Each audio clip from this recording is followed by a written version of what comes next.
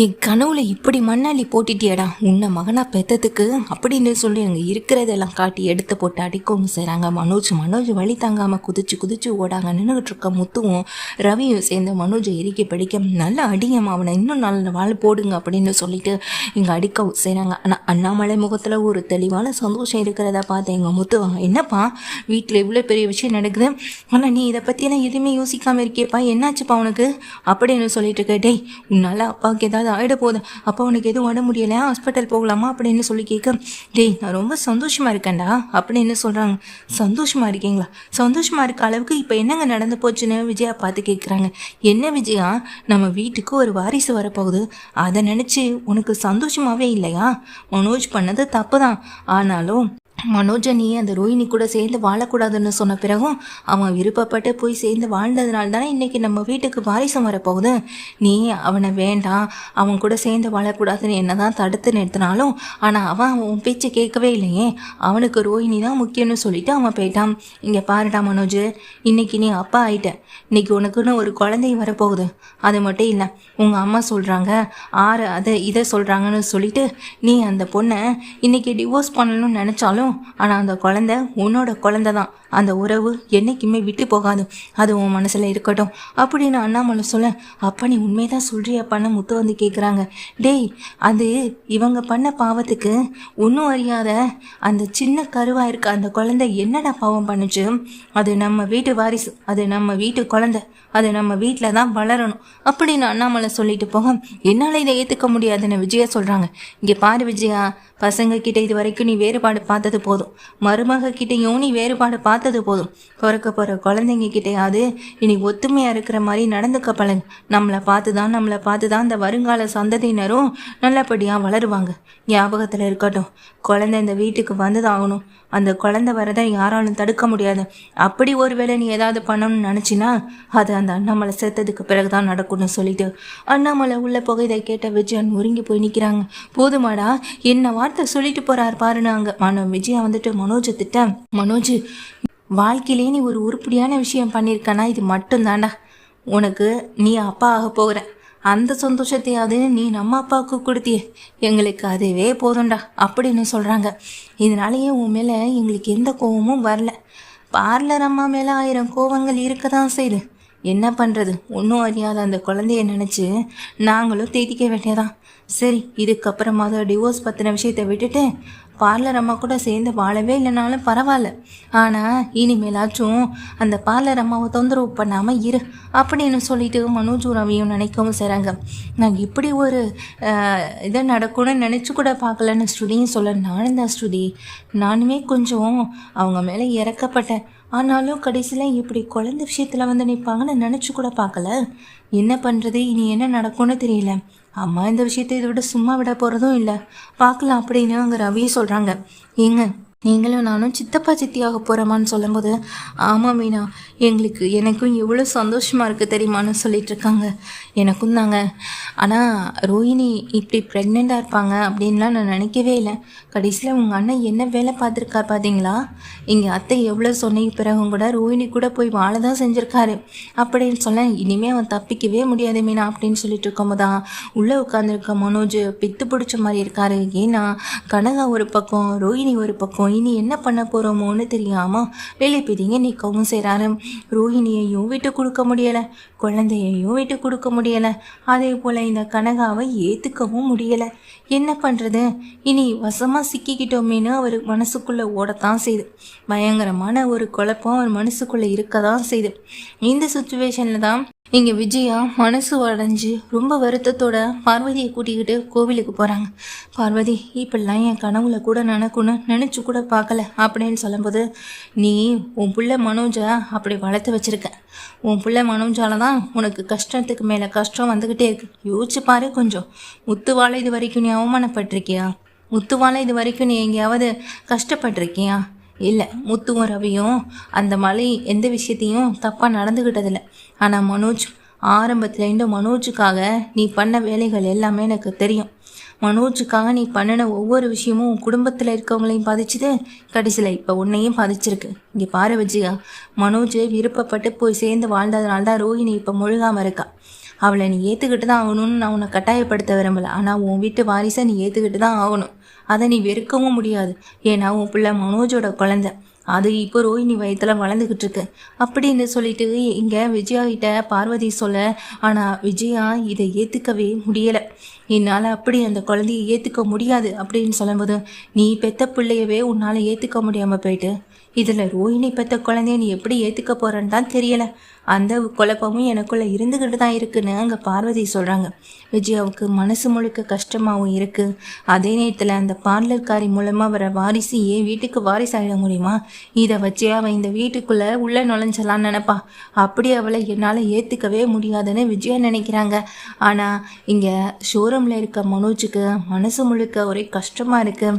என்ன பண்ணுறதுன்னு ஏது பண்ணுறதுன்னு எதுவுமே தெரியலை. விஷயம் தெரிஞ்ச கனகாவுடைய அம்மா கனகாவை கூட்டிகிட்டு நேராக ஷோரூமுக்கு வரேன். கனகாவுக்கு ஜூஸ் வாங்கி கொடுக்குறதுக்கு அந்த ஜீவா அழைச்சிட்டு போங்க. அந்த நேரத்தில் விஷயம் தெரிஞ்ச கனகாவுடைய அம்மா, என்ன மாப்பிள்ளை இதெல்லாம் கடைசியில் இப்படி பண்ணிட்டீங்களே அப்படின்னு சொல்ல, எனக்கு என்ன ஆண்டி தெரியும், நீங்கள் என் லைஃப்பில் வருவீங்க, எனக்கு பணம் கொடுப்பீங்க, நான் உங்கள் பொண்ணு கழுத்தில் தாலி கட்டுவேன், இதெல்லாம் தெரிஞ்சால் நடந்தது. அது போல தான் அதுவும். நானும் ரோஹினியும் ஒன்றா சேர்ந்து வாழ்ந்தோம். அதுக்கு அடையாளமாக இப்போ என் குழந்தை வயிற்றில் வாழ்ந்துக்கிட்டு இருக்கேன். அதை வச்சு அவள் டிவோர்ஸ் கொடுக்க மாட்டேன்னு வேற சொல்லிக்கிட்டு இருக்கான். இப்போ நான் என்ன பண்ணுறதுன்னு தெரியாமல் இக்கட்டான சூழ்நிலையில் தவிச்சிட்டு இருக்கேன் அப்படின்னு சொல்லும்போது, நீங்கள் பாருங்கள் மனோஜ், என் பொண்ணு கழுத்தில் தாலி கட்டினா நான் உங்களுக்கு பணம் தருவேன்னு சொன்னேன். அதே போல் நான் உங்களுக்கு பணமும் கொடுத்துட்டேன். பணத்தை கொடுத்தா டிவோர்ஸ் வாங்கிட்டு வந்து என் பொண்ணு கூட சேர்ந்து வாழ்வேன்னு சொன்னீங்க. இங்கே பாருங்கள் மனோஜ், என் பொண்ணை நான் உங்களை நம்பி ஒப்படைச்சிட்டேன். இனி அவள் உங்கள் பொறுப்பில் தான் நான் விடணும். தயவு செஞ்சு என் பொண்ணை இதுக்கு மேலே ஏற்றுக்காமல் விட்டுற மாட்டேன், ஏற்றுக்க மாட்டேன் அப்படிலாம் எதுவும் சொல்லிடாதீங்க. ஏன்னா நீங்கள் ஒரு குழந்தைக்கு அப்பா ஆகிட்டீங்க. நீ அந்த குழந்தைக்காக தான் வாழ போகிறேன்னு என்ன வசனம் பேசினாலும் என்னால் ஏற்றுக்க முடியாது. அப்புறம் சாந்தமாக இருக்க என்னை இவ்வளவு தான் நீங்கள் பார்த்துருக்கீங்க. இதுக்கு மேலே நான் என்ன பண்ணுவேன்னு எனக்கே தெரியாதுன்னு சொல்கிறாங்க. இதை கேட்ட உடனேயே எங்கள் மனோஜோ, இல்லை ஆண்டி அப்படிலாம் எதுவும் நடக்காது, நான் நிச்சயமாக ரோஹினிக்கிட்டேருந்து டிவோர்ஸ் வாங்கிடுவேன்னு சொல்ல, அப்போ என் பொண்ணு கூட எப்போ தான் சேர்ந்து வாழுவீங்க அப்படின்னு கேட்குறாங்க. இல்லை ஆண்டி, ஃபஸ்ட்டு டிவோர்ஸ் ஆகட்டும், அதுக்கு பிறகு நானே உங்கள் பொண்ணு கூட சேர்ந்து வாழ்கிறேன், நான் ரோஹினியை பார்த்து பேசுகிறேன் அப்படின்னு சொல்லிடுறாங்க மனோஜ் என்ன பண்ணிட்டு அவங்க கிட்ட சொல்லிட்டு அவங்க ரோஹினியை பார்க்கறதுக்காக ரோஹினி வீட்டுக்கு போகிறாங்க. ரோஹினி வீட்டில் அவங்க அம்மா வந்துட்டு உள்ளே வாங்க மாப்பிள்ள, உள்ளே வாங்க அப்படின்னு சொல்லி கூட்டிகிட்டு போங்க. உள்ளே போன எங்கள் மனோஜ் அங்கே ரோஹினியை ஹாலில் உட்காந்துருக்கதை பார்த்துட்டு, காலையிலேருந்து எதுவுமே சாப்பிட மாட்டேங்கிறான், ரொம்ப வாமிட் பண்ணிக்கிட்டே இருக்கான், இப்போ வரைக்கும் எதுவுமே அவள் சாப்பிடல, அவள் சாப்பிடாம இருக்கிறத பார்த்தாலும் எனக்கு கஷ்டமாக இருக்குது. இந்த நேரத்தில் இப்படி தான் இருக்கும், ஹாஸ்பிட்டல் வேற கூட்டிகிட்டு போகணும், கிருஷையும் கூட்டிக்கிட்டு அவளையும் கூட்டிகிட்டு போகிறது கொஞ்சம் கஷ்டமாக இருக்கும்னு நினச்சேன் அப்படின்னு சொல்லும்போதே, இங்கே ஏமா நீ இவர்கிட்ட சொல்லி புலம்பிகிட்டு இருக்க, சொன்னால் மட்டும் இவர் என்ன ஹாஸ்பிட்டலில் கூட்டிகிட்டு போய் பார்க்கவா போகிறாரு அப்படின்னு அங்கே ரோஹினியும் சொல்ல, இதை கேட்ட மனோஜும் இங்கே பக்கத்தில் வந்து உட்காராங்க. இங்கே பாரு ரோஹினி, நான் சொல்ல வர விஷயத்த கொஞ்சம் பொறுமையாக கேளு அப்படின்னு சொல்லும்போது, நீ என்ன சொல்லுவேன்னு எனக்கு நல்லா தெரியும் மனோஜ், 5 லட்சம் பணத்தை கொடுத்துட்றேன், நீ எப்படியாவது எனக்கு டிவோர்ஸ் கொடுத்துரு, இதைத்தானே நீ சொல்ல போகிற? நான் கொடுத்த 5 லட்சத்தை வேணா உன்னால் எனக்கு திருப்பி கொடுக்க முடியும், ஆனால் என்னுடைய கர்ப்பத்தில் இருக்க உன்னுடைய குழந்தைக்கு உன்னால் என்ன செய்ய முடியும்? அப்பான்ற ஸ்தானம், அதை தாண்டி வேற உன்னால் என்ன செய்ய முடியும் அப்படின்னு சொல்லி கேட்க, இல்லை ரோஹினி அது வந்து அப்படின்னு சொல்லும்போது, மனோஜ் இதுக்காக நீயும் நானும் நிறைய கஷ்டப்பட்டிருக்கோம். குழந்தை இல்லைன்றதுக்காக நான் டாக்டர் வரைக்கும் போய் பார்த்துருக்கேன், இதே குழந்தைக்காக நீ ஜோசியர் வரைக்கும் போய் பார்த்துருக்க, அவர் சொன்னாருன்றதுக்காக நீ நிறைய பரிகாரம் பண்ணியிருக்க, எல்லாத்தையும் மறந்துட்டு பேசிய மனோஜ், இன்னைக்கு உன் குழந்தைய நான் வயிற்றில் சுமந்துட்டு இருக்கேன், நீ அப்பா ஆயிட்ட, அந்த சந்தோஷத்தை முழுசாக கூட நீ அனுபவிக்க முடியாமல் உங்கள் அம்மா சொல்கிறாங்கன்ற ஒரே காரணத்துக்காக என்னை டிவோர்ஸ் பண்ணணும்னு வந்து நினைக்கிறியே, நான் டிவோர்ஸ் பண்ணிவிட்டு நீ சந்தோஷமாக இருப்பியா, இல்லை இந்த குழந்தையும் தான் சந்தோஷமாக இருக்குமா அப்படின்னு அங்கே ரோஹினி கேட்குறாங்க. மனோஜ் வந்து எதுவுமே பேச முடியாமல் ரோஹினியை பார்த்துட்டு இருக்கேன். இங்கே பாரு மனோஜ், என்னால் உனக்கு டிவோர்ஸ் கொடுக்க முடியும், நான் தனியாக இருந்திருந்தேன்னா இன்னொரு உனக்கு நான் டிவோர்ஸ் கொடுத்துருந்துருப்பேன், ஆனால் நான் இப்போ அப்படி கிடையாது. இன்றைக்கி என் குழந்தை வயிற்றில் இருக்கு, அது உன் குழந்தையும் தான், அந்த குழந்தைக்குன்னு ஒரு உரிமை கிடைச்சாகணும். கிருஷி வளர்கிற மாதிரி இந்த குழந்தையை வளர்ந்துடக்கூடாதுன்றதுக்காக தான் நான் போராடிக்கிட்டு இருக்கேன். மற்றபடி உன் வீட்டில் இருக்க உன் வீட்டுக்காகவோ உன் சொத்துக்காகவோ கிடையாது, உன்னுடைய உண்மையான பாசத்துக்காக மட்டும்தான். அது புரியாமல் நீ பண்ணிக்கிட்டு இருக்கிறது எதுவுமே எனக்கு புரியலை மனோஜ்னு சொல்லிட்டு இருக்கும்போதே இங்கே ரோஹினி வாமிட் வந்து கிளம்பி உடவும் செய்கிறாங்க. இன்னொரு வச்சு நீ என்னாச்சு அப்படின்னு சொல்லும்போது வலியும் வேதனையும் இந்த பொண்ணுங்க தானே உலகத்தில் அனுபவிக்க வேண்டியதாக இருக்குது. ஆனால் ஆம்பளைங்க அவ்வளோ ஈஸியாக அதை கடந்து போய் இன்னொரு லைஃப்பில் செட்டில் ஆகணும்னு தானே நினைக்கிறீங்கன்னு சொல்லும்போது சரிம்மா உன்னை ஹாஸ்பிட்டல் கூட்டிகிட்டு போகிறேன்னு சொல்லிட்டு ரோஹிணி அக்கறையாக கூட்டிகிட்டு போகிறத பார்த்ததும் அவங்க அம்மாவுக்கு மனசு முழுக்க கொஞ்சம் நிம்மதியாக இருக்குது. மாப்பிள்ளை இப்படியே இறந்துட்டான்னா நிம்மதியாக இருக்குமே நினச்சிட்டு இருக்காங்க. அங்கேருந்து ரோஹிணி ஹாஸ்பிட்டல் கூட்டிகிட்டு போகிறாங்க, செக்அப் பண்ணுறாங்க, கன்ஃபார்ம் பண்ணிக்கிறாங்க. மனோஜ் வந்துட்டு வெளியே கூட்டிகிட்டு வராங்க. ஸ்கேன் எடுக்கணும் மனோஜ் அப்படின்னு சொல்லும்போது ஸ்கேன் எடுக்கிறதுக்காக உள்ளே கூட்டிகிட்டு போகிறாங்க. சார் நீங்கள் அவங்க ஹஸ்பண்ட் தானே உள்ளே வரலாம் அப்படின்னு சொல்லிட்டு உள்ளே கூட்டிகிட்டு போகிறாங்க. சார் இதான் குழந்தையோடைய மூமெண்ட், இப்போ தான் அது சின்ன ஒரு கேஷியோ மாதிரி இருக்கும், மற்றபடி இன்னும் குழந்தைக்கு எதுவுமே வளரவும் இல்லை. இன்னும் 1 வீக் அதுக்கப்புறம் தான் குழந்தையோடைய ஒவ்வொரு வளர்ச்சியுமே வந்துட்டு வளர ஆரம்பிக்கும். அதுக்கு பிறகு நம்ம ஸ்கேன் பண்ணி பார்த்துக்கலாம் அப்படின்னு சொல்கிறாங்க. ரோஹிணி சரியாக டேப்லெட் போட்டுக்கோங்க, நல்லா சாப்பிடுங்க, ஹெல்த்தியாக இருங்க, மனசில் இருக்க எல்லா கவலைகளையும் தூக்கி போடுங்க, ஏன்னா மனசு சம்மந்தப்பட்ட கவலைகள் அது குழந்தையும் பாதிக்கும் அப்படின்னு சொல்லிடுறாங்க டாக்டரும். சரிங்க டாக்டர் அப்படின்னு சொல்லிட்டு வாங்கிட்டு போக டாக்டர் சொன்னதை கேட்டதில்ல மனோஜ் அப்படின்னு சொல்லும்போது ஏன்னா உன்னால் வர மனசு கஷ்டப்பட்ட சில விஷயங்கள் தான் என் வாழ்க்கையில் நடந்துக்கிட்டு இருக்கு, தயவு செஞ்சு உன் குழந்தைக்காகவாத நீ கொஞ்சம் அமைதியாக இரு மனோஜ் அப்படின்னு சொல்ல மனோஜ் எதுவுமே பேசாமல் ரோஹிணியை கொண்டு போய் அவங்க வீட்டில் விட்டுட்டாங்கன்னு கிளம்பி போக வீட்டுக்கு போனதுக்கு பிறகு மனோஜ் அப்படியே உட்காந்துருக்காங்க. தன் குழந்தைய பார்த்த அந்த நினைவுகள் மட்டும் மனசுக்குள்ளே ஓடி அவர் முகத்தில் ஒரு சிரிப்பு மட்டும் வருது. இதை பார்த்த விஜயாவும் பக்கத்தில் வந்து மனோஜ் கிட்ட என்னடா இன்னைக்கு அவளை போய் பார்த்தியா, அவகிட்ட பேசினியா, டிவோர்ஸ் வாங்குறத பற்றி என்னடா சொன்னா அப்படின்னு சொல்லும்போது டேய் உன்னை தண்டா மனோஜ் என்ன கேட்டுகிட்டே இருக்கேன், நீ பாட்டுக்கு சிரிச்சுட்டே இருக்குன்னு சொல்ல அம்மா இன்னைக்கு நான் குழந்தைய பார்த்தம்மா அப்படின்னு ஒரு ஆர்வக்கோளாறுல விஷயத்த சொல்கிறாங்க. என்னடா சொல்கிற அப்படின்னு முறைக்கேன். அங்கே உட்காந்துருக்க அண்ணாமலையும் திகச்சு போய் பார்க்குறாங்க. ஆமாம் அந்த குழந்தைய பார்த்தேன், இந்த குழந்தை சின்னதாக கொஞ்சம் சின்னதாக ரொம்ப சின்னதாக அழகாக இருந்துச்சுமா, பார்க்குறதுக்கே அவ்வளோ ஆசையாக இருந்தது தெரியுமா. இன்னும் அடுத்தடுத்த மாதம்லாம் அதுக்கு கை கால் கண் எல்லாமே வளர ஆரம்பிச்சிருமா. எப்படின்னு பார்த்தியா அந்த கடவுளோடைய படைப்போம், இன்றைக்கி அதை நான் ரசித்து பார்த்தேன், எனக்கு மனசுக்கு அவ்வளோ சந்தோஷமாக இருந்துச்சுன்னு சொல்ல அண்ணாமலை முகத்தில் ஒரு சந்தோஷம் வருது. இதை கேட்டுக்கிட்டு இருந்த மீனா முத்து ஸ்ருதி ரவின்னு எல்லாமே எங்கள் மனோஜ் அப்படியே ஆர்வத்தோடையும் ஆச்சரியத்தோடையும் பார்க்குறாங்க. ஏன் எல்லாரும் என்ன இப்படி பார்க்குறீங்கன்னு சொல்லிட்டு இருக்கும்போதே எங்கள் விஜயா முறைச்சிட்டு இருக்கிறத பார்த்து இல்லைம்மா அது வந்து அப்படின்னு சொல்லும்போது விஜய் அடிக்க போகிறப்ப மனோஜை அங்கே அண்ணாமலை வந்துட்டு விஜயாவை அதட்டினோடனே இல்லைங்க இவனை பார்த்தீங்களா, இவன் அவளை ஹாஸ்பிட்டல் கூட்டிகிட்டு போயிட்டு வந்திருக்கான்னு சொல்லும்போது மனோஜ் என்னாச்சு அப்படின்னு சொல்லி கேட்க நான் ரோஹிணி கிட்ட டிவோர்ஸ் விஷயமாக தான் பேச போனேன், ரோஹிணி ரொம்ப உடம்புக்கு முடியாமல் இருந்தா அதான் ஹாஸ்பிட்டல் கூட்டிகிட்டு போனேன், அங்கே இவளோட ஹஸ்பண்ட் தானே நீங்கன்னு என்னையும் அங்கே ஸ்கேன் எடுக்கிற ரூமுக்கு கூப்பிட்டாங்க, அப்போ தான் அந்த குழந்தைய நான் பார்த்தேன் அப்படின்னு சொல்ல இதை கேட்ட உடனே குழந்தைய பார்த்தீங்க சரி குழந்தை எப்படி இருந்துச்சு அப்படின்னு சொல்லிட்டு இங்கே ஸ்ருதியும் மீனாவும் கேட்குறாங்க. பார்க்க அழகாக இருந்துச்சு அப்படின்னு சொல்லிட்டு இருக்காங்க மனோஜும்.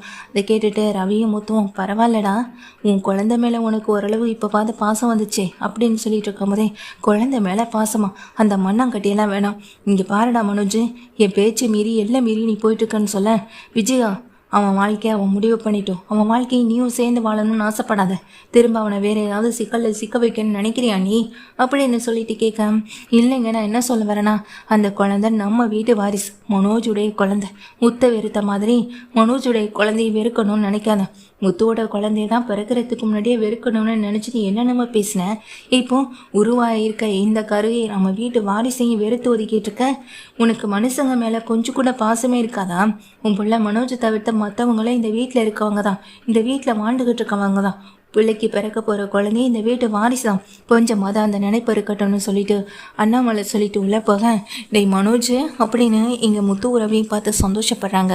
மனோஜ் எதுவுமே பேசாமல் டக்குன்னு உள்ளே கிளம்பி போக டேய் மனோஜ்னு விஜயை கத்திட்டு அப்படியே உட்காந்துடுறாங்க.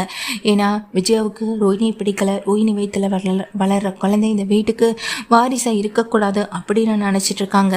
அப்போ தான் வந்துட்டு மனோஜ் உள்ளே போயிட்டு அதே சிந்தனையில் அதே யோசனை இருக்கும்போது தான் ரோஹிணி கால் பண்ணுறாங்க. மனோஜ் அப்படின்னு சொல்லும்போது சொல்லு ரோஹிணி அப்படின்னு சொல்லும்போது இன்னைக்கு குழந்தைய பார்த்தியா, அந்த குழந்தை எவ்வளோ அருமையாக சின்னதாக இருக்குன்னு, அது உன்னோட உயிர் கொலை, அந்த குழந்தை வந்து உன்னோட உயிர், ஆனால் நீ அதை ஏற்றுப்பியா மனோஜ் அப்படின்னு சொல்லும்போது என்ன ரோஹிணி இப்படி கேட்டுட்ட அப்படின்னு எமோஷ்னலாக பேசுகிறாங்க எங்கள் மனோஜும். இல்லை என்னையவே ஏற்றுக்க மாட்டேன், இல்லை என் வயிற்றில் விளையாடுற குழந்தையாவது ஏற்றுப்பியா, அதுக்காக தான் கேட்டேன் அப்படின்னு சொல்லும்போது சொல்லும்போது, இல்லை ரோஹிணி அது வந்துன்னு சொல்ல, இப்பயும் உங்கள் அம்மாவுக்காக நீ சில விஷயங்களை விட்டு கொடுக்கணும்னு நினச்சனா வாழ்க்கையில் நீ எவ்வளோ விஷயங்களை விட்டு கொடுத்துட்டே இருக்கணும் தெரியுமா? உங்கள் அம்மா ஆசைப்பட்ட மாதிரி உங்கள் அம்மா மட்டும்தான் வாழ முடியும். உங்கள் அம்மாவுடைய ஆசையை உங்ககிட்ட திணிக்கிறாங்கன்றதுக்காக அவங்களுடைய வாழ்க்கையை சேர்ந்து நீ வாழ முடியாது மனோஜ். புரிஞ்சுக்கோ, நீ ஆசைப்பட்ட வாழ்க்கை உன் கண்ணு முன்னாடி இருக்கு. ஆனால் அதை அடையிறதுக்கு உங்கள் அம்மா தடையாக இருக்காங்க. தயவு செஞ்சு புரிஞ்சுக்கிட்டு அதை தாண்டி வரத்துக்கான வழியை பாரு அப்படின்னு சொல்லிட்டே எங்க ரோஹிணி போன வைக்கவும் செய்ய மனோஜ் யோசனை பண்ணியபடியே இருக்காங்க. இப்போ நான் எங்கள் அம்மாவை தாண்டி வருவேனா, இல்லை என்னைய மிரட்டிகிட்டு இருக்க அந்த கனகாவுடைய அம்மாவை தாண்டி வருவேனா, எனக்கு எதுவுமே புரிய மாட்டேங்குது. பணத்துக்காக நான் அந்த பொண்ணு கழுத்தில் தாலி கட்டினேன். இன்னைக்கு நீ கர்ப்பமாக இருக்க. பணத்தை கொடுத்துட்டு அந்த பொண்ணு கழுத்தில் இருக்க தாலியை நான் கிளட்டிட்டு வரதுக்கு அவங்க வீட்டில் சம்மதிப்பாங்களா? இப்படி ஏகப்பட்ட குழப்பங்களோட மனோஜ் இருக்கவும் செய்கிறாங்க. மனோஜ் வந்துட்டு இந்த விஷயத்தை பற்றி சக்திவேல் கிட்ட சொல்கிறாங்க. சக்திவேலும், உங்கள் லைஃப்பில் இவ்வளோ பெரிய பிரச்சனை இக்கட்டான சூழ்நிலை வரும்னு நினைக்கல. ஆனால் ஒரு நல்லது நடந்திருக்கு பார்த்தீங்களா?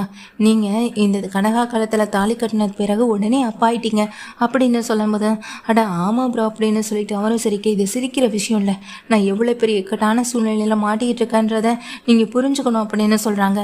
இப்போ என்ன பண்ணலான்னு இருக்க மனோஜ்னு அங்கே ஜீவா, அதுக்கப்புறமா சக்திவேல், அந்த சந்தோஷம் 3 பேருமே கேட்குறாங்க. இப்போ என்ன பண்ணுறதுன்னு தெரியலை. பேசாமல் கனகாவுடைய அம்மா கிட்டே இந்த பணத்தை கொடுத்துட்டு நடந்த கல்யாணம் தான் கல்யாணமே இல்லையே, அப்புறம் எதுக்காக அதை சட்டப்பூர்வமாக ஆக்கிறதுக்கு நம்ம முயற்சி பண்ணணும், போய் பேசி பார்க்கலான்னு சொல்லும்போது, என்ன இப்போது உங்களுக்கு வர கோடீஸ்வர சொத்து வாழ்க்கை எதுவுமே வேண்டான்னு முடிவு பண்ணிட்டீங்களான்னு அந்த சக்திவேல் கேட்க, இல்லை எனக்கு என் குழந்தை தான் ரொம்ப முக்கியம் அப்படின்னு மனோஜ் எடுத்த முடிவை பார்த்து ஜீவாவும் சரி அந்த சந்தோஷம் சரி ஆச்சரியப்படுறாங்க. நீ ஏன் இப்படிப்பட்ட ஒரு முடிவெல்லாம் எடுத்த ஆச்சரியமாக இருக்கேன்னு சொல்ல, இல்லை எப்படிப்பட்ட ஒரு முடிவெடுக்க என் குழந்தைய பார்த்ததுக்கு பிறகு தான் என் மனசு மாறுச்சுன்னு அது மனோஜ் சொல்கிறாங்க. நீ மாறினது வரைக்கும் சந்தோஷம்தான், ஆனால் இது அவங்க எப்படி எடுத்துப்பாங்கன்னு தெரியலையே. சரி வா போய் பேசி பார்க்கலாம் அப்படின்னு சொல்லிட்டு மனோஜ் என்ன பண்ணுறாங்க, இங்கேருந்து கிளம்பி நேராக போகவும் செய்கிறாங்க. அவங்க வீட்டுக்கு போயிட்டு கனகாவுடைய அம்மாட்ட பேசுகிறாங்க. கனகாவுடைய அம்மா இதெல்லாம் கேட்ட உடனே பயங்கர கோபத்தோட, என்ன மாப்பிள்ளை என்ன சொல்கிறீங்க, என் பொண்ணோட வாழ்க்கை என்ன உங்களுக்கு விளையாட்டா? வர்றவங்க போகிறவங்க இப்படி எல்லாருமே சேர்ந்து என் பொண்ணு ஏமாத்தலாம்னு நினைக்கிறீங்களா? அதுக்கு நான் ஒரு நாள் விட மாட்டேன். நீங்கள் மட்டும் என் பொண்ணு கூட சேர்ந்து வாழலைன்னா நடக்கிறதே வேறு. என் பொண்ணை ஏமாத்திட்டீங்க, என் பொண்ணை கல்யாணம் பண்ணி கைவிட்டுட்டீங்கன்னு சொல்லி உங்கள் மேலே கம்ப்ளைண்ட் கொடுத்துருவேன் அப்படின்னு மாட்டேன். இல்லை கொஞ்சம் நான் சொல்கிறத புரிஞ்சுக்கோங்கன்னு சொல்ல, என்ன மாப்பிள்ளை நான் இவ்வளோ தூரம் சொன்ன பிறகும் அந்த குழந்தை மேலே உங்களுக்கு ரொம்ப அன்பு பாசம் வந்துடுச்சா என்ன? இத்தனை நாள் வராத அன்பு பாசம் இப்போ புதுசாக அந்த பொண்ணை கல்யாணம் பண்ணிக்கிட்டீங்க அப்படின்றதுக்காக, இப்போ புதுசாக அந்த குழந்தை உருவாயிடுச்சுன்றதுக்காக இப்போ அந்த பொண்டாட்டி மேலேயும் புள்ள மேலேயும் உங்களுக்கு பாசம் வந்துட்டா? எனக்கு தெரியாது, என்ன நடந்தாலும் சரி நான் இந்த விஷயத்த சாதாரணமாக விட மாட்டேன்.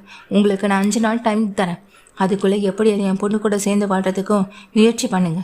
அப்படி இல்லைன்னா நடக்கிறதே வேற அப்படின்னு சொல்லிடுறாங்க. இதனால் கேட்டு இதை மனோஜ் வந்துட்டு ரொம்ப மனசு உடஞ்சி பயத்தோடு அந்த வீட்டை விட்டு வெளியே வராங்க.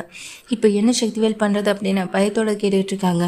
நானும் யோசிக்கிறேன், அந்த அம்மா இவ்வளோ கராராக சொல்கிறாங்க, பிரச்சனை உங்களுக்கு தான், இதனால் எத்தனை வருஷம் தெரியுமா நீங்கள் ஜெயில் தண்டனை அனுபவிக்க வேண்டியது இருக்கும் அப்படின்னு அந்த சக்திவேல் சொல்ல, நீங்கள் சொன்னதுனால தானே நான் அந்த பொண்ணு கழுத்தில் தாலி கட்டினேன், இப்போ என்னடானா அப்படின்னு சொல்லும்போது, இப்போயும் ஒன்றும் ஒரு பிரச்சனையும் இல்லை, ஒரு பக்கம் ரோஹிணி கூட வாழுங்க, இன்னொரு பக்கம் கனகா கூட வாழுங்க அப்படின்னு சொல்ல, அது என்னால் அந்த பொண்ணு கூட சேர்ந்து வாழ முடியாது, எனக்கு என் மனசு இடம் கொடுக்க மாட்டேதுன்னு மனோஜ் சொல்கிறாங்க. இங்கே பாருங்க ப்ரோ, அவங்க சொல்கிற மாதிரி அவங்க பொண்ணு கூட சேர்ந்து வாழ்ந்த மாதிரி நடிக்கவாது செய்யுங்க, அப்போவாச்சும் அந்த சொத்து எல்லாமே உங்கள் பேருக்கு வரும்ல, அதுக்கப்புறம் என்ன நடக்குதுன்னு பார்த்துக்கலான்னு சொல்ல, என்ன நடிக்கிறது எப்படி அப்படின்னு சொல்லி கேட்க, அந்த பொண்ணு கனகா நீங்கள் சொன்னால் எல்லாத்தையும் கேட்கும், அது போல் நீங்கள் சொன்ன மாதிரி நடிக்க சொல்லுங்கள், அந்த பொண்ணுக்கு என்ன நடிக்கவ சொல்லி கொடுக்கணும் அப்படின்னு அந்த பொண்ணும் அதுக்கேற்றது போல் நீங்கள் சொல்கிறத கேட்டே நடந்துக்கும், என்ன நான் சொல்ல வர்றது சரிதானே அப்படின்னு சொல்கிறாங்க. ஆமாம் ப்ரோ, இதில் என்ன தப்பிக்கிறதுக்கு வேறு வழி இல்லைன்னு சந்தோஷம் சொல்ல, மனோஜ் அப்படியே எழிஞ்சு போய் உட்காந்துருக்காங்க. மீனா பூ கொடுத்துட்டு வெளியே வராங்க. வெளியே வரும்போது தான் எங்கள் கனகாவுடைய அம்மா பார்க்குறாங்க. என்ன இவங்க இங்கே வந்துட்டு போகிறாங்க அப்படின்னு சொல்லிட்டு மேடம்னு சொல்லிட்டு போகிறாங்க. நான் அதுக்குள்ளே அவங்க காரில் ஏறி போயிடுறாங்க. இந்த வீட்டுக்கு தான் நானும் இப்போ பூ கொடுக்கலான்னு வந்தேன். சரி அவங்க ஏதாவது முக்கியமான விஷயமா வந்துட்டு போயிருப்பாங்கன்னு சொல்லிட்டு உள்ளே போகிறாங்க. மேடம்னு கூப்பிடும் போது வெளியே வராங்க. என்னம்மா என்ன விஷயம்னு சொல்லி கேட்குறாங்க. இந்தாங்கம்மா பூவு அப்படின்னு சொல்லும்போது, சரிம்மா இரு அப்படின்னு சொல்லிட்டு பணத்தை எடுத்துகிட்டு வர்றதுக்காக உள்ளே போகிறாங்க. குழந்தை அழுது உதனோடனே குழந்தையை தூக்கிட்டு வெளியே வராங்க. குழந்தைய பார்த்தோடனே மீனாவுக்கு மனசெல்லாம் ஒரு சங்கட்டமாக, மனசு முழுக்க ஒரு மாதிரி ஆயிடுது. இந்த குழந்தைய விட்டுட்டு எப்படி தான் தான் இந்த அம்மா இதெல்லாம் பண்ணிக்கிட்டு இருக்கோ தெரியலன்னு புலம்பிக்கிட்டே வர, என்னம்மா என்னாச்சு, கொஞ்ச நேரத்துக்கு முன்னாடி ஒருத்தவங்க வந்துட்டு போனாங்களே, அவங்கள எனக்கு நல்லா தெரியும் அப்படின்னு சொல்கிறாங்க. அப்படியா, அவங்க எனக்கும் வேண்டப்பட்டவங்க தான் அப்படின்னு சொல்லும்போது, இப்போ தானே அவங்க பொண்ணு மனநல சரியில்லைன்னு சொல்லி அவங்களுக்கு கல்யாணத்தை பண்ணி வச்சாங்கன்னு சொல்ல, இதை கேட்ட உடனே அந்த அம்மாவும் கல்யாணம் பண்ணி வச்சுட்டாங்களா அப்படின்னு அதிர்ச்சியோட கேட்குறாங்க.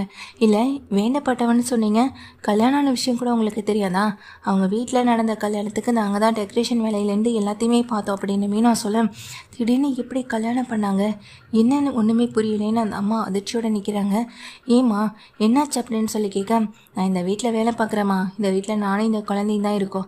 இந்த குழந்தைய பார்த்துக்கிறதுக்காக தான் அந்த அம்மா என்னை வந்து இங்கே வந்து இருக்க பார்த்துக்குவோன்னு சொன்னாங்க. அதனால தான் இந்த குழந்தைய கூட இருந்து பார்த்துக்கிறேன். அடிக்கடி எப்போயாச்சும் வந்து இந்த குழந்தைய பார்த்துட்டு போவாங்க அப்படின்னு சொல்ல, இப்போ என்னடானா திடீர்னு இந்த குழந்தைய மொத்தமாக வேறு ஒரு ஆசிரமத்தில் கொண்டு சேர்க்க போகிறேன்னு சொல்லிட்டு இருக்காங்க.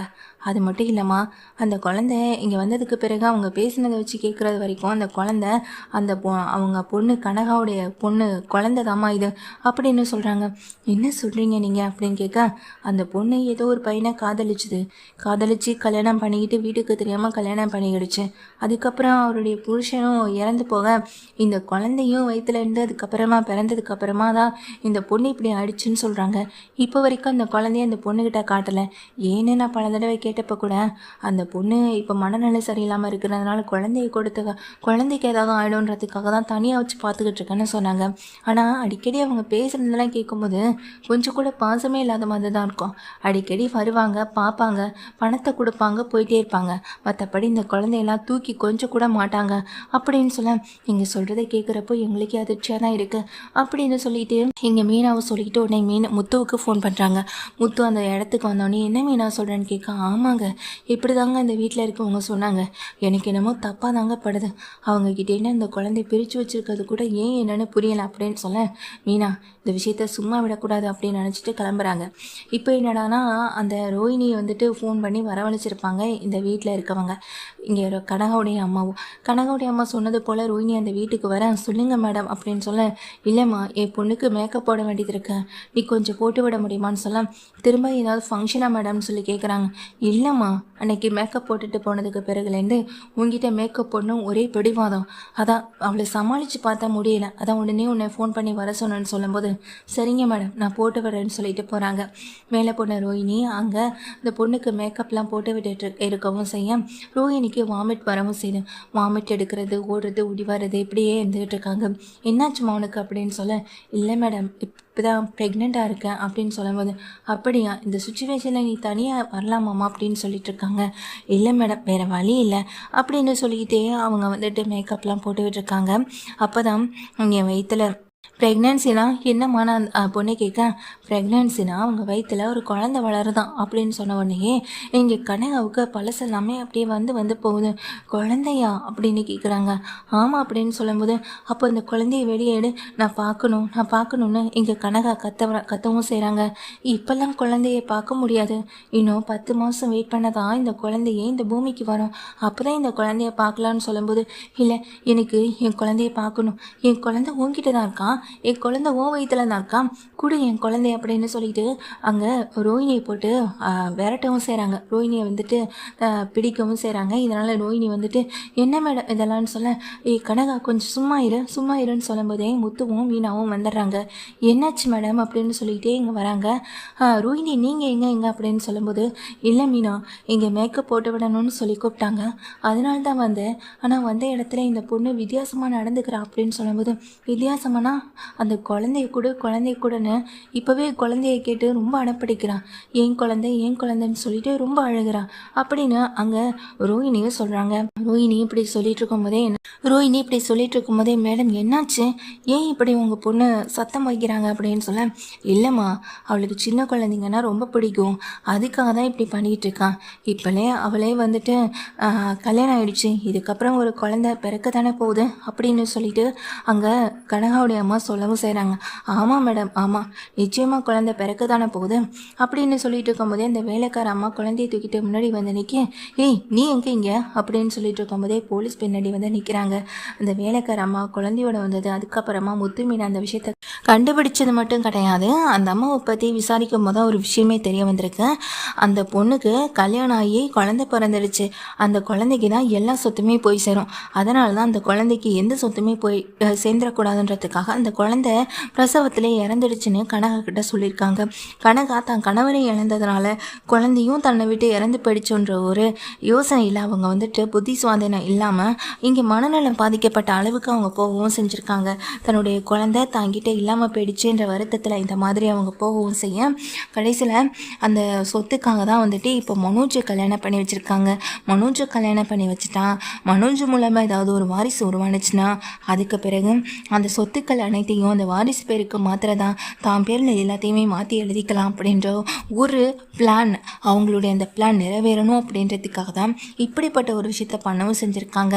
பெத்த பொண்ணு இல்லை, பெத்த பொண்ணுக்கு எந்த அம்மாவும் இந்த மாதிரி விஷயத்த பண்ண மாட்டாங்க. இவங்க நீங்கள் பெத்த பொண்ணு இல்லைன்றதை தெரிஞ்சுக்கிட்டு தான் மேடம் இங்கே வந்து நிற்கிறோன்னு சொன்னேன். இல்லை அது வந்து அப்படின்னு கனகாவுடைய அம்மா வந்துட்டு திகச்சு போய் நிற்க போலீஸ் வந்துட்டு அவங்கள அரெஸ்ட் பண்ணவும் செய்கிறாங்க.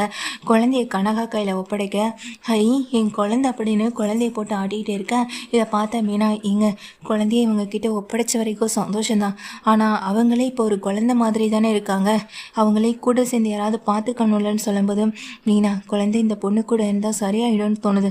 அம்மா நீங்களே இவங்க கூட இருந்து இவங்க 2 பேரையும் கவனிச்சுக்க முடியுமா அப்படின்னு சொல்ல, நான் பார்த்துக்கிறேன்ப்பா, நிச்சயமாக நான் பார்த்துக்கிறேன் அப்படின்னு அந்த வேலைக்காரம்மா சொல்லிடுறாங்க.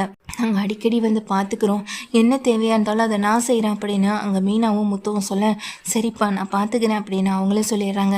2 பேரையும் பார்த்துக்கோங்க, ஏதாச்சும் இந்த பொண்ணுக்கு மனநல பாதிக்கப்பட்ட அந்த மாதிரி ஏதாவது நினைவுகள் வந்துச்சுன்னா உடனே எங்களுக்கு ஃபோன் பண்ண சொல்லுங்கள் அப்படின்னு சொல்ல, ஏப்பா ஒருவேளை இந்த பொண்ணை கல்யாணம் பண்ணவர் இப்போ இங்கே வந்துட்டானா அப்படின்னு சொல்லும்போது, ஆமாம் இந்த பொண்ணு கல்யாணம் பண்ணியிருக்க புருஷன் இங்கே தான் இருக்காரா இல்லை வேறு எங்கேயே போயிட்டாரான்னு தெரியல நினச்சிட்டு இருக்காங்க. இப்போ கொஞ்ச நேரத்துக்கு முன்னாடி தான் இந்த கனகா அவங்க ஹஸ்பண்ட் கிட்ட ஃபோனில் பேசிக்கிட்டு இருந்தால் தான் நான் கேட்டேன், இருங்க ஒரு நிமிஷம்னு. உடனே மீனா அந்த ரோஹிணி என்ன பண்ணுறாங்க, ஃபோனை எடுத்துகிட்டு வந்து கொடுக்குறாங்க. ஃபோனை எடுத்துகிட்டு வந்து முத்துக்கிட்ட கொடுக்க முத்து உடனே இந்த ஃபோன் நம்பரை பார்த்துட்டு ஷாக் ஆகுறாங்க. மனோஜுடைய நம்பருக்கு எதுக்காக இந்த கனகா ஃபோன் பண்ணியிருக்குன்னு சொல்லிட்டு யோசிக்கவும் செஞ்சுட்டு ஃபோன் பண்ணுறாங்க. என்ன விஷயம் ஆண்டி, அதான் நான் வரேன்னு சொல்லியிருந்தேன்ல, திரும்ப திரும்ப இதுக்கு கால் பண்ணிகிட்டே இருக்கீங்கன்னு அங்கே மனோஜ் சொன்ன உடனே இதை கேட்ட முத்துவும் மீனாவும் ரொம்ப ஷாக் ஆகுறாங்க. ஏன் இங்கே நின்றுக்கிட்டு இருக்கேன் இந்த ரோஹிணி வரைக்கும் ரொம்ப ஷாக் ஆகுறாங்க. அப்போ உடனே வேலைக்காரமாட்ட ஃபோனை கொடுத்து உடனே கிளம்பி வர சொல்லுங்கன்னு சொன்னதுக்கு பிறகுதான் மனோஜ் வந்துட்டு உடனே கிளம்பி வரவும் செய்கிறாரு. மனோஜ் வீட்டுக்கு வந்து பார்த்தா இவங்க முத்து மீனா ரோஹிணி இவங்கெல்லாம் நிற்கிறத பார்த்ததும் அதிர்ச்சி ஆகிறாங்க. இவங்கெல்லாம் இங்கே எப்படி எப்படின்னு நினச்சிட்டு இருக்காம தான், வாடா மனோஜ் உள்ள வா அப்படின்னு கூப்பிட்டு அடி வழுத்து வாங்கவும் செய்கிறாங்க.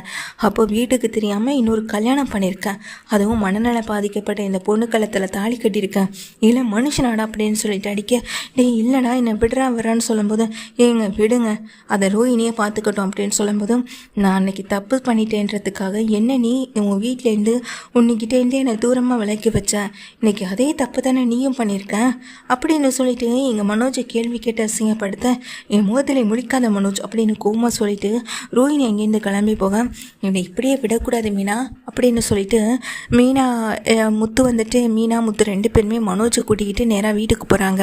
அண்ணாமலைக்கிட்டையும் விஜயாக்கிட்டையும் விஷயத்த சொல்ல விஜயாவுக்கு இன்னும் பயங்கர கோவம். இப்படிப்பட்ட ஒரு பிள்ளையை நீங்கள் பெற்றதுக்கு ரொம்ப அசிங்கப்படணும் அத்தனை அங்கே நின்றுகிட்டு இருக்க ஸ்ருதியும் சொல்கிறாங்க.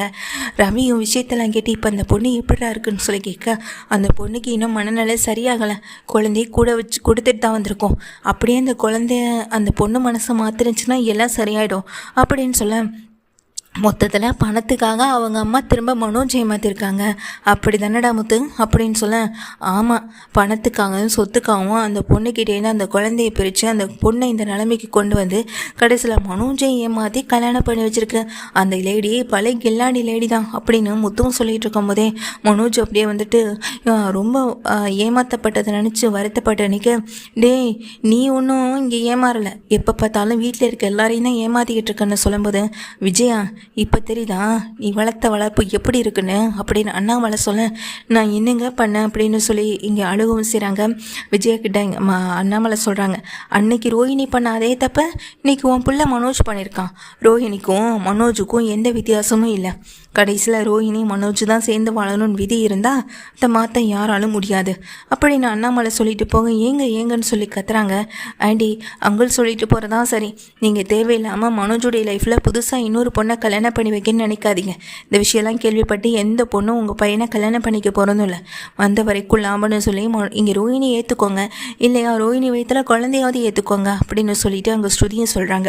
விஜயாவுக்கு மனசெல்லாம் வருத்தப்பட்டு அப்படியே மனசுடைஞ்சு நின்றுட்டுருக்காங்க. இங்கே மனோஜ் வந்துட்டு என்னை மன்னிச்சிருங்கம்மா அப்படின்னு சொல்லிட்டானுங்க. டேய் மன்னிப்பெல்லாம் என்கிட்ட கேட்டு தொலையாதரா, உன்னெல்லாம் மன்னிக்கிறதுக்கு கூட நீ எல்லாம் லாய்க்கே கிடையாதுன்னு சொல்லி திட்டவும் செய்கிறாங்க. டேய் மனோஜ், உனக்கு இதெல்லாம் தேவைதான்டா. பணம் காசுன்னு மற்றவங்க பணத்துக்கு ஆசைப்பட்டு போனால் கடைசியில் இந்த நிலமை தான் வரும். அந்த நேரத்தில் கஷ்டப்பட்டு உழைக்கணும், கஷ்டப்பட்டு நம்ம கடையில் இருக்கிறத சேல்ஸ் பண்ணணும், ஏதாவது ஒன்று பண்ணணும்னு நினச்சிருந்தேன்னா இந்த நிலைமை உனக்கு வந்திருக்குமா அப்படின்னு சொல்லிட்டு மனோஜை வந்துட்டு திட்டவும் செய்கிறாங்க. மனோஜ் வந்துட்டு வருத்தப்பட்டு நிற்கிறது. அது மட்டும் இல்லாமல் ரோஹிணி தன்னை விட்டு போயிடுவாளோன்ற ஒரு பயத்தோடு இருந்துக்கிட்டு இருக்காங்க.